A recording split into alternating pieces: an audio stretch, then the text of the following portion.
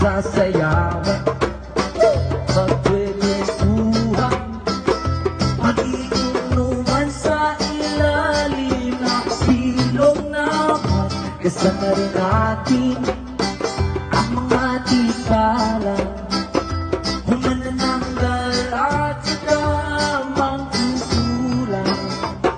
Si Paring Gabriel ang siyang bahala kung sa iyong siya aking sisindihan. Huwag kang matago, hindi nila tayo sasaktan dahil sa saya. Gabi na daan ng kasagutan,